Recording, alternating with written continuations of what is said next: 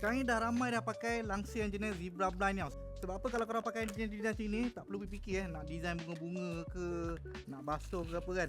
Kat sini dia bagi dia punya bracket ni untuk hook kita gantungkan dekat unit dinding. Ramai yang beli tapi tak pandai nak pasang kan. Nak pasang dia memang mudah. Untuk sebelah belakangnya design dia macam ni.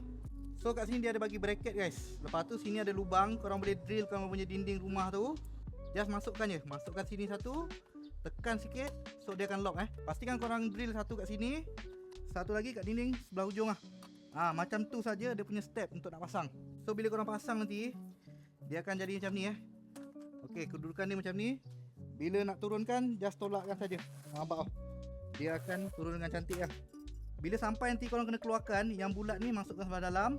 Yang jenis macam segitiga ni sebelah bawah dia So bila kita nak pakai kan, kita just tarikkan Yang ni untuk gulung, nak turunkan kita just tarik sebelah belakang dia contoh kan, kalau nak gelap kita boleh jadikan dia full black macam ni. Ni full black, so cahaya tak akan masuk.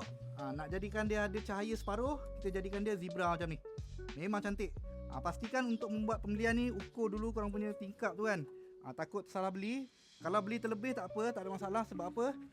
Kita boleh pasang panjang. Kalau beli pendek tu, tingkap besar akan jadi masalah. Kalau korang minat dengan zebra blind ni, seller tengah buat promosi, boleh tekan link kat bawah.